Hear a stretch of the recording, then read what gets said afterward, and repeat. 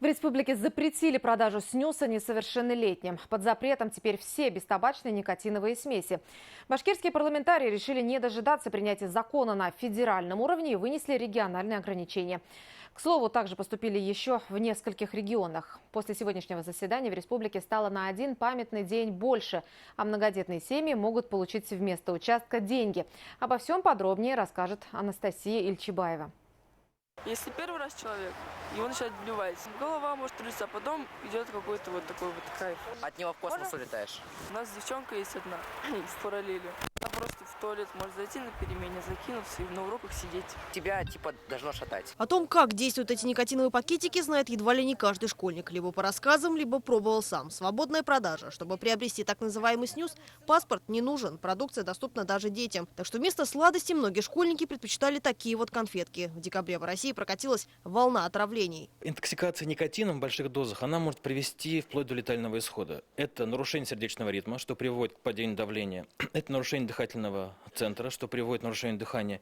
Вопрос, наверное, кроется не в том, как вреден снюс, а вопрос, наверное, в том, что он просто вреден. Но теперь снюс, как сигареты, до 18 лет под запретом. Сегодня башкирские парламентарии запретили продажу несовершеннолетним всех бестабачных никотиновых смесей. Штрафы за нарушение составят от 3 до 4 тысяч рублей. Также законотворцы одобрили проект, позволяющий многодетным семьям и тем, кто воспитывает ребенка-инвалида, получить 250 тысяч рублей вместо земельного участка. Что взять – землю или денежную компенсацию? Семьи будут решать сами. В муниципалитетах есть проблемы с выделением территорий. Из-за этого очередь растет. Есть отдельное муниципальное образование, на сегодняшний день вообще нет земельных участков. Это очень большая проблема сегодня для города Уфы, прилегающих районов города Уфы, а также таких районов, даже сельские районы, как Буртянский район, Белорусский район, там, где то же самое, вот нет таких земельных участков, тем более эти семьи спрашивают данные земельные участки ближе или в районном центрах, или самих районных центрах,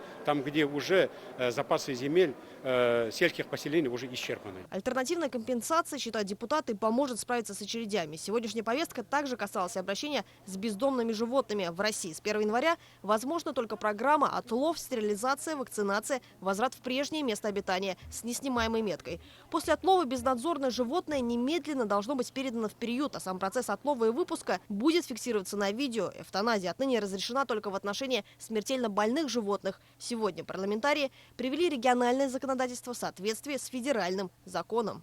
Мы сейчас в рабочей группе организована, будет она с разных ведомств, общественности. Будем рассматривать, в каких районах размещать приют. Они не в каждом районе будут, но в 5-6 районах планируется приюты строить. Стерилизация обязательно, то, что идентификация, то, что содержание в приютах, это в бюджете в последующем будет заложено.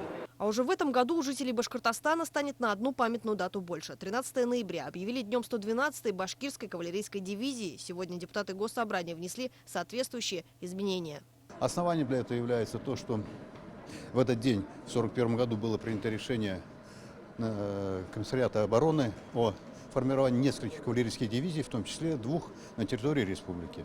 Все остальные действия органов власти, республиканских, военных органов власти уже основывались вот именно на этом решении, ну и в результате чего 112-я башкирская дивизия была сформирована. Изначально предлагалось сделать дату не просто памятной, а праздничным выходным. Но так как жители республики и так отдыхают на 3 дня больше, чем в целом по России, то было решено отказаться от этой идеи. Анастасия Ильчибаева, Артур Ханов, Виктор Миренков. Новости. Уфа.